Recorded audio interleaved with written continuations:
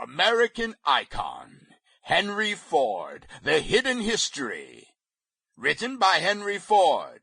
Narrated by Geoffrey Giuliano.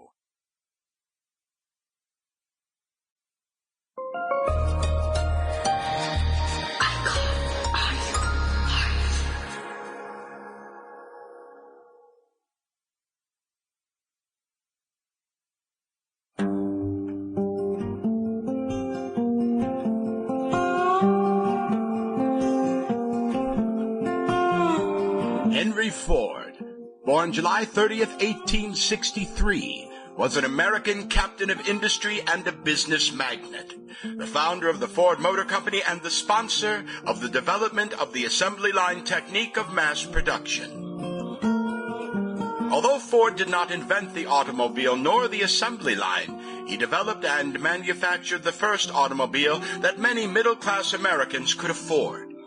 In so doing, Ford converted the automobile from an expensive curiosity into a practical convenience which would profoundly impact the landscape of the 20th century. His introduction of the Model T automobile revolutionized transport and American industry. As the owner of the Ford Motor Company, he became one of the richest and best-known people in the world. He is credited with Fordism, mass production of inexpensive goods coupled with high wages for workers. Ford had a global vision, with consumerism as the key to peace. His intense commitment to systematically lowering costs resulted in many technical and business innovations, including a franchise system that put dealerships throughout most of North America and in major cities on 6 continents. Ford left most of his vast wealth to the Ford Foundation and arranged for his family to control the company permanently. Henry Ford was also known for his pacifism during the first years of World War I and for promoting anti-Semitic content, including the Protocols of the Elders of Zion, through his newspaper, The Dearborn Independent, and the book, The International Jew, having an influence on the development of Nazism and Adolf Hitler. Henry Ford was truly an American original.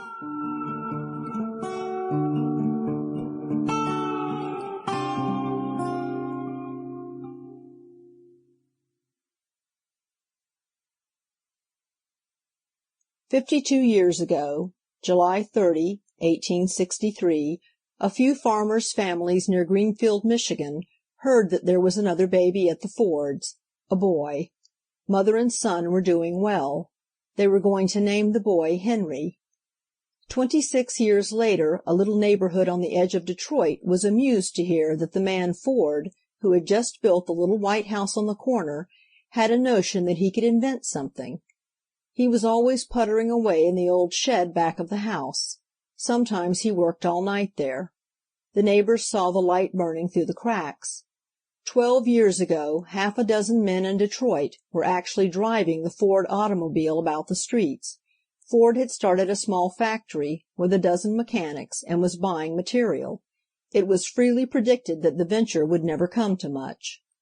Last year, January 1914, America was startled by an announcement from the Ford factory that $10 million would be divided among the 18,000 employees as their share of the company's profits. Henry Ford was a multimillionaire, and America regarded him with awe. Mankind must have its hero. The demand for him is more insistent than hunger, more inexorable than cold or fear. Before a race builds houses or prepares food with its hands, it creates in its mind that demigod, that Superman, standing on a higher plane than the rest of humanity, more admirable, more powerful than the others. We must have him as a symbol of something greater than ourselves, to keep alive in us that faith in life which is threatened by our own experience of living. He is at once our greatest solace and our worst enemy. We cling to him as a child clings to a guiding hand, unable to walk without it, and never able to walk alone until it is let go. Every advance of democracy destroys our old hero, and hastily we build up another. When science has exorcised Jove, and real estate promoters have subdivided the Olympian heights, we desert the old altars to kneel Sample complete. Ready to continue?